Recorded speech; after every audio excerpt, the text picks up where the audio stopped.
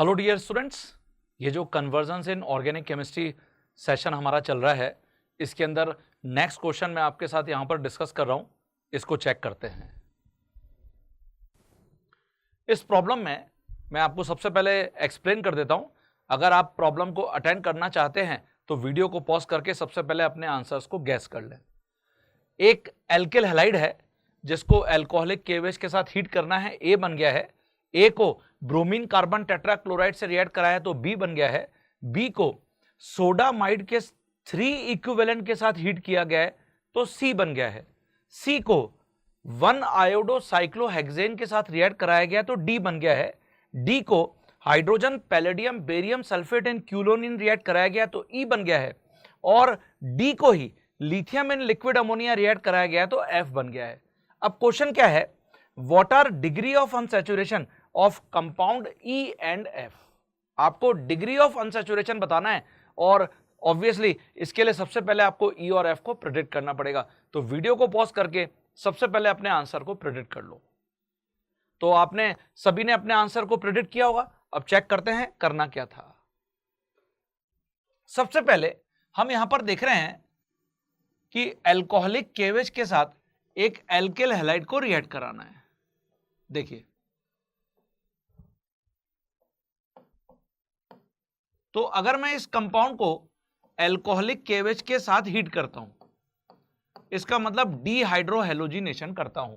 और डीहाइड्रोहेलोजिनेशन जैसा कि हम पढ़ के आ रहे हैं, चाहे वो आपका टर्शी हैलाइड हो, सेकेंडरी हैलाइड हो, प्राइमरी हैलाइड हो, E1 और E2 दोनों में ही टर्शी हैलाइड की रिएक्टिविटी एलिमिनेशन में सबसे ज्यादा होती है।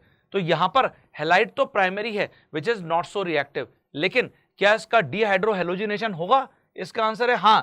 अगर इसमें बीटा हाइड्रोजन है तो बिल्कुल होगा। तो ये अल्फा कार्बन है, ये बीटा कार्बन है। अल्फा से तो एलिमिनेट हो जाएगा ब्रोमीन और बीटा से हाइड्रोजन एलिमिनेट हो जाएगा एज अ प्रोटॉन। ये देखो आप, ये इलेक्ट्रॉन पेयर यहां चला गया तो HBr एलिमिनेट हो गया और हमको जो सबसे पहले प्रोडक्ट देखने को मिलेगा वो ये प्रोडक्ट देखने को मिलेगा। ये देखिए, यहां डबल बॉन्ड आ गया।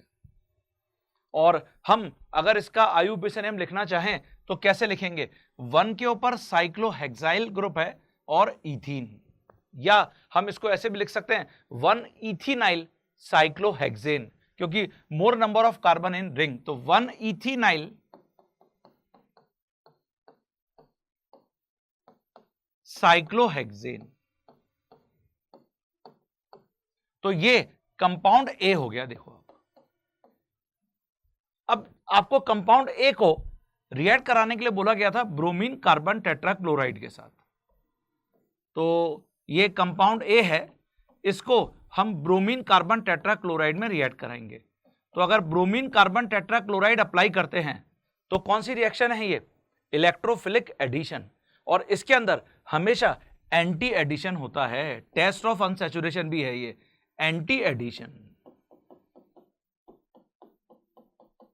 तो जब मैं यहां पर ब्रोमीन के मॉलिक्यूल को ऐड करता हूं, ये देखिए, तो दोनों मैं अपोजिट साइड से ऐड करूंगा और इससे हमको जो प्रोडक्ट मिलेगा वो एक विसिनल डाई हैलाइड मिलेगा। ये देखिए,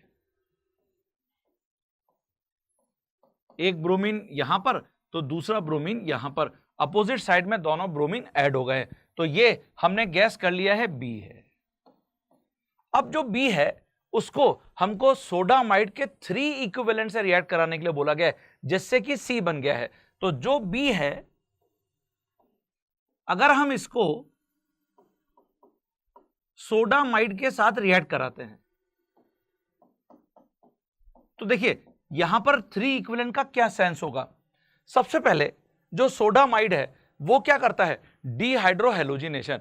अल्कोहलिक केवेज का एक बेटर वर्जन है। और यहां पर अगर मैं इसको अल्फा मानता हूं, इसको बीटा मानता हूं, तो अल्फा से हेलोजन और बीटा से हाइड्रोजन, यहां से हाइड्रोजन।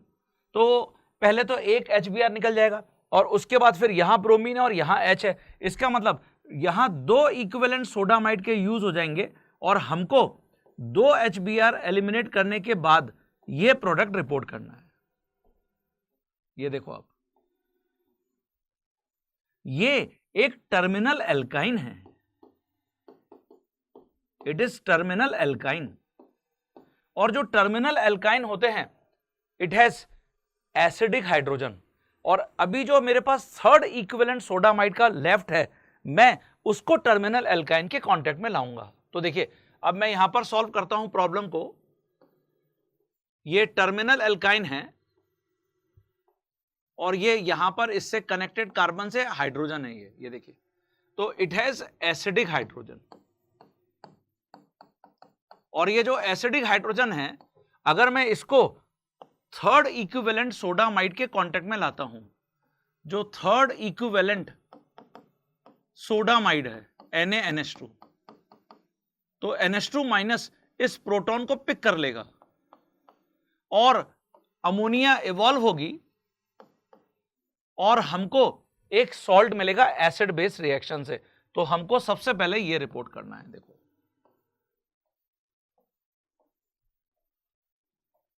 ये जो कार्बन है इसके साथ सोडियम कैटायन कनेक्ट हो गया है, इट इज सॉल्ट। तो जो हमको यहां पर 3 इक्विवेलेंट के बाद बोला गया था C, वो एक्चुअली सॉल्ट है और इस C को फिर 1 आयोडोसाइक्लोहेक्सेन से रिएक्ट कराने के लिए बोला गया है। तो सबसे पहले तो C हमने गैस कर लिया और फिर इस C को हमने रिएक्ट कराया है, ये देखिए 1 आयोडोसाइक्लोहेक्सेन के साथ, इट इज 1 आयोडोसाइक्लोहेक्सेन। तो क्या होगा? Nucleophilic substitution reaction, it is secondary halide. अगर ये टर्शियरी हैलाइड हो जाता, अगर ये टर्शियरी हैलाइड हो जाता तो फिर क्या हो जाता? एलिमिनेशन। क्योंकि किसी भी टर्शियरी हैलाइड के साथ कोई भी आप एनायन ले लोगे हमेशा ही आपको एलिमिनेशन प्रोडक्ट मिलेगा। तो यहां पर जो पार्शियल पॉजिटिव चार्ज है इसके ऊपर ये न्यूक्लियोफाइल अटैक कर देगा, आयोडीन यहां से डिपार्ट कर जाएगा along with sodium cation, Na eliminate हो गया और हमको जो प्रोडक्ट देखने को मिलेगा वो ये प्रोडक्ट देखने को मिलेगा।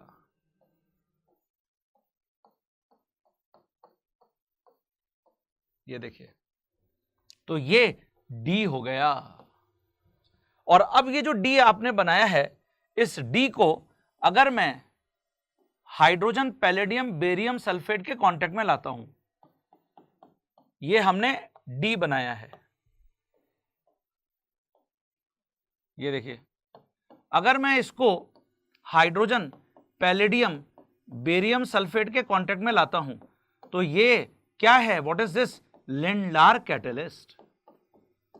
ये तो लिंडलार कैटलिस्ट है और लिंडलार कैटलिस्ट क्या करता है? Syn addition of hydrogen. तो यहां पर मैं सिन एडिशन अगर हाइड्रोजन का कराता हूं तो इससे मुझे सिस एल्कीन मिलता है।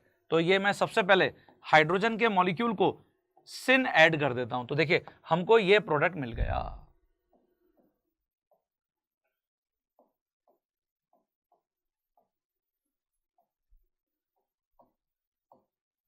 ये यहां पे देखिए हाइड्रोजन सेम साइड पर ऐड हो गए और क्या अब ये स्टीरियोजेनिक सेंटर हैं? यस।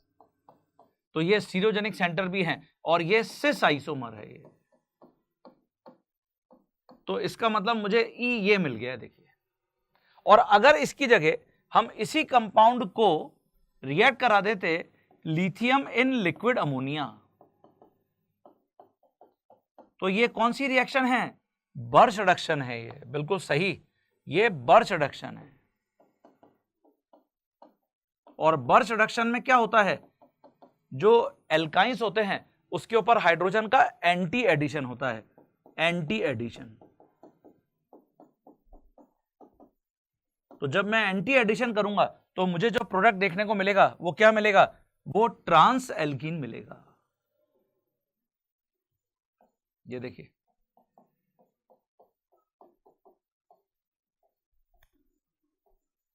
ये ट्रांस एल्कीन है, स्टीरियोजेनिक सेंटर्स हैं, और ये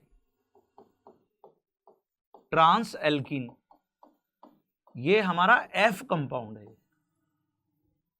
अब आपसे ये तो पूछे ही गए थे, आपसे ये भी पूछा गया था डिग्री ऑफ अनसैचुरेशन बताइए कंपाउंड E और कंपाउंड F का।